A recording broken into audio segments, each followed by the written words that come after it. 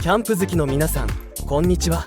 本動画では鹿児島県鹿屋市の日本一海に近い小学校跡地の校庭を利用したキャンプ場、ユクサアウトドアフィールドをご紹介します。ユクサアウトドアフィールドは120年の歴史がある日本一海に近い小学校と言われていた鹿屋市立菅原小学校をリニューアルした体験型宿泊施設、ユクサ大隅海の学校の校庭にあります。同施設は小学校の跡や雰囲気を程よく残した面白い宿泊施設で、校長室や教室に泊まることができたり、カヤックなどのアクティビティやバーベキューなどを楽しむことができます。キャンプ場としても錦江湾の水平線に桜島や開門岳を望むことができ、施設も充実していて本当に大満足でした。私たちが利用した実際の体験をもとにできるだけ詳しく解説していきますので、よろしければ参考にしてください。本動画のお品書きは以下の通りです。各項目にチャプターを設定しているので、概要欄の目次から必要な箇所へ飛んでご覧いただくこともできます。また YouTube の字幕アイコンをクリックすると、日本語の他に英語や中国語、韓国語などの字幕を表示することができますので、必要な方はご利用ください。ユクサアウトドアフィールドの魅力、一番の魅力は何といってもこのロケーションです。美しい錦江湾の水平線に薩摩富士とも呼ばれる開門岳と、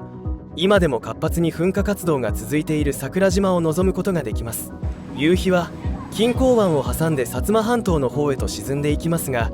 とても美しい時間を楽しむことができます。ユクサアウトドアフィールドがあるユクサ大隅海の学校は日本一海に近い小学校と言われていた鹿屋市立菅原小学校をリニューアルした体験型宿泊施設です。鹿屋市立菅原小学校は120年の歴史がありましたが、少子化により学生数が減少。鹿屋市学校再編実施計画に基づき学校の統廃合が行われ、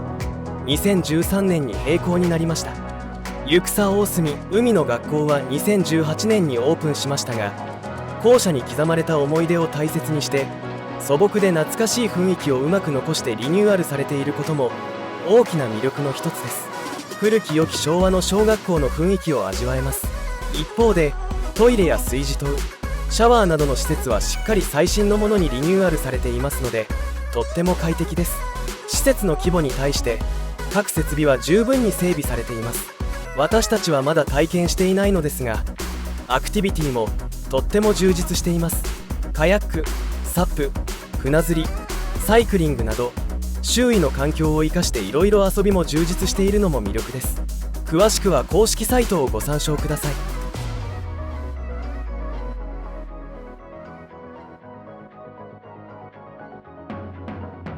ユクサアウトドアフィールドの施設、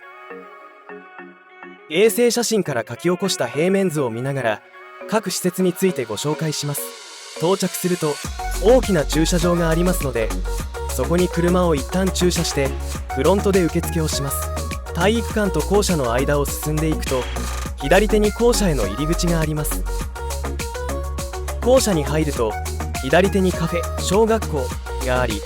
軽食やドリンクが販売されています。近くの荒平天神にちなんだ可愛いかき氷もあります。ポークジンジャーサンドが美味しそうですね。生ビールもありましたよ。その隣にはフロントがあり、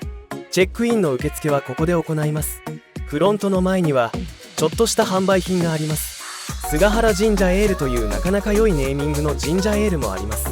フロントの前には男女それぞれのトイレがあります。トイレは小学校時代のトイレをそのまま活用しているようですが、便座は最新のものが入っています。いずれも温水洗浄機付きの便座です。トイレの隣にはシャワー室があります。中にはランドリーコーナーや女性の方にはパウダールームもあるようです。シャワーはとても清潔で使いやすく、部屋もたくさんあるので混んでる時でも待たずに使えます。24時間使用可能です。その先には食堂があり、特にイベントなどで使われていない時はカフェスペースとして自由に使うことができます。セルフカフェコーナーもあり、コーヒーやカフェラテなどを購入することができます。1階にはパドラーズというテナントが入っており、カヤック、サップ、釣りなどのアクティビティを提供しています。レンタルや講習などいろいろメニューがあるようですので、公式サイトをご参照ください。校舎から校庭に出る出入り口付近には小学校時代の下駄箱がそのまま残っています。レンタル品の展示やちょっとした休憩スペースがあります。ここの柱にフロアマップが書いてあります。職員室や校長室、2階の教室はゲストルームになっているようですが、宿泊客しか入れないようになっています。体育館はバスケットボールなどの室内球技に使用できるようです。かなりこじんまりとした体育館ですね。校舎と体育館の間にはヤギがいます。ここにいない時もあったので、その時はどこか別の場所で草を食べていたのかもしれません。プールは現在使われていないようでした。校舎とプールの間には屋根付きのバーベキューパーク、トイレ、シャワーなどがあります。ここも新しくできたばかりのようで、とても綺麗な施設でした。このトイレの横には自動販売機もあります。プールの横は展望所になっていて、錦江湾の先に桜島を望むことができます。シャワーもそのまま残されていて、ここで小学生たちが元気に水泳の授業をしている様子が目に浮かびます。炊事場は3カ所にあります。バーベキューパークの脇に広めの炊事場、ここはお湯が出るようです。そしてそのすぐそばに小さめの炊事場、そして校舎の出入り口付近にシンクが3つの炊事場があります。キャンプサイトについてご紹介します。キャンプサイトはフリーサイト、オートサイト1区画、オーシャンビューサイトが8区画、ソローアライダーサイトが2区画、バーベキューフィールドのミディアムサイズが3区画、ラージサイズが2区画あります。バーベキューフィールドは道路に近く、せっかくの海も見えづらいため、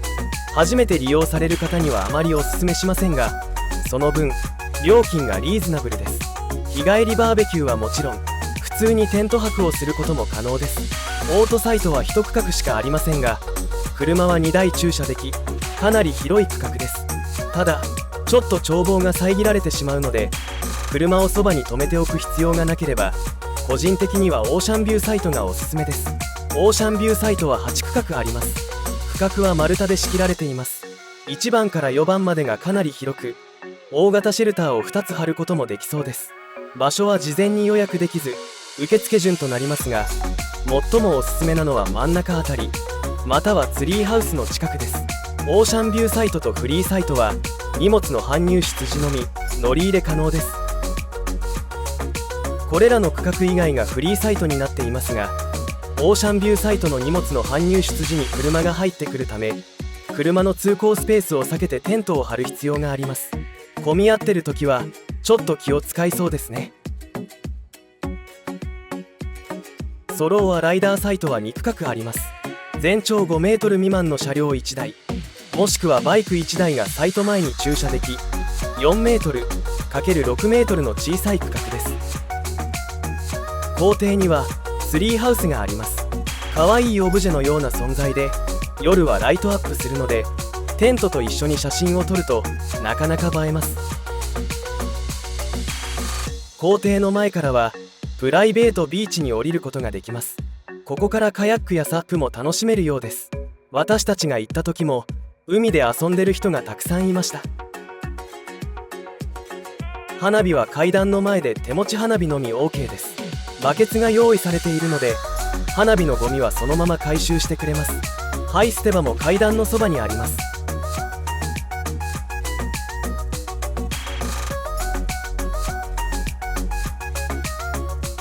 空撮映像でそれぞれの位置関係をご確認ください。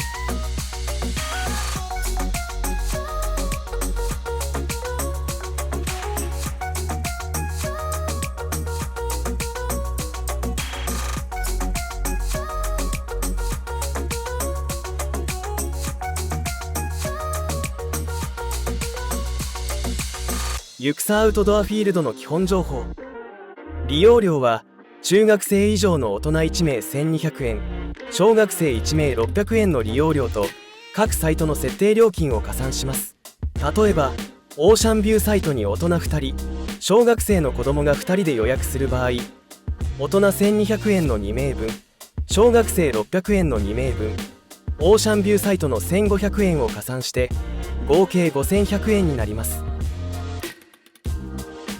バーベキューフィールドの料金は大人1名1000円、小学生1名500円で算出します。支払いは現金のほかカード払い、電子決済が可能です。フロントの営業時間は10時から18時までとなっており、時間外の緊急時は RSOC のボタンを押して警備員を呼ぶことになります。チェックインは早めの10時からチェックアウトは10時までとなっています。いろいろ遊べるキャンプ場なので、できるだけ早めにチェックインしたいですね。営業期間は通年営業で、定休日は時期によって異なります。ゴミはありがたいことに有料で回収してくれます。携帯の電波は問題なく、無料 Wi-Fi もあります。販売品は薪くらいで、食料品やガスボンベなどは置いてなかったと思いますので、事前にしっかりと買い出しをしておきましょう。ユクサ特製バーベキューセットやレンタル品の詳細については、キャンプ場検索、予約サイトNAPをご参照ください。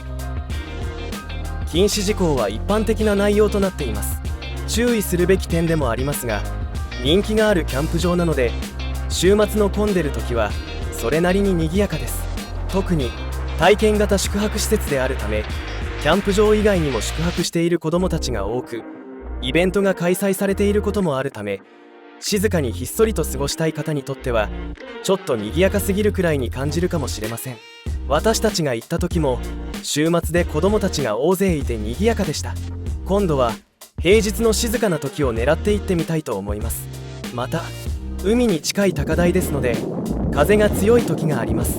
強風時に備えて長めのペグを用意しておくと良いでしょう。猫にも注意です。食料品を目当てに猫が近づいてきますので、食べ物の保管には十分に気をつけてください。予約はキャンプ場検索予約サイトNAPから行います。60日前から予約可能です。ユクサアウトドアフィールドの周辺環境。キャンプ場は片側1車線の県道沿いにあるため、通行が困難な道路は特にありません。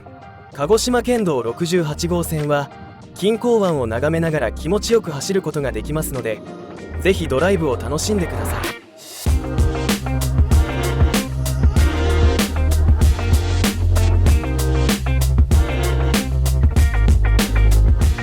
最寄りのコンビニは車で約6分、片道 4km の場所にあります。大型スーパーは鹿屋市の市街地に何店舗もあります。最寄りの大型スーパーまで車で約13分、片道 9km の距離です。ユクサアウトドアフィールド周辺の観光情報。車で約1分のすぐ近くにパワースポットとして知られる荒平天神があります。海に突き出た島のような岩山状に神社が建立されている風光明媚な場所であり、学問の神様菅原道真公が祀られています。満潮時には拝殿までの道が海の底に沈んでしまいます。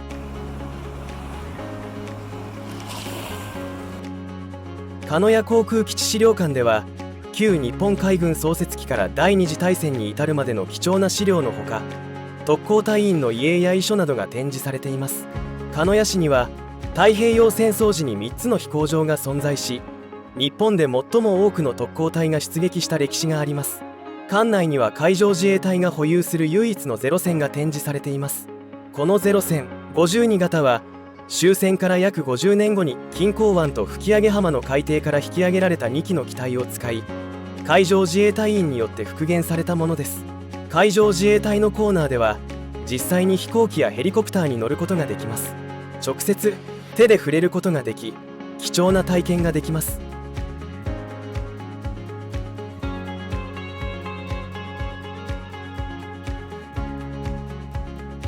車で1時間10分ほど南下すると、本土最南端の佐多岬に行くことができます。天気が良ければ屋久島や種子島を望むこともできるそうです。佐多岬にある岬神社は縁結びの神様として人気があります。落差46メートル、幅60メートルの美しい小川の滝もおすすめです。駐車場から滝壺までは約1200メートルの遊歩道があり、澄み切った川の水や渓流の音に癒されながら散策を楽しめます。遊歩道の途中には岩肌から染み出す湧き水や清流のほとりに休憩スポットもあります。 NHK 大河ドラマ「西郷どん」や映画「キングダム」のロケ地に使用されたそうで、ますます訪れる人が増えているようです。遊歩道を歩くのが体力や時間的に難しい方は滝壺を上から眺められる上流展望所に車で行くこともできます。大隅半島の根締めから出港するカーフェリー南急に乗船すると、約50分で反対側の薩摩半島に渡ることができます。指宿まで足を伸ばして観光を楽しむ場合にはおすすめです。キャンプ場から海岸線を車で30分ほど北上すると桜島へ渡ることができます。現在も活発に火山活動が続いており、鹿児島のシンボルでもあります。展望所やビジターセンターなど観光スポットもいろいろありますので、興味がある方は調べてみてください。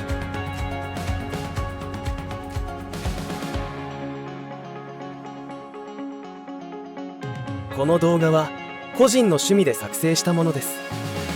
もし少しでもお役に立てば高評価をいただけるととても嬉しく思います。普段は家族の思い出を残すため、あるいは趣味で動画を撮影編集しています。自己満足のために作成しており、何かに役立つ動画ではありませんが、お暇でしたらご賞覧ください。また機会があれば行ってよかったキャンプ場の紹介をしたいと思います。最後までご覧いただきありがとうございました。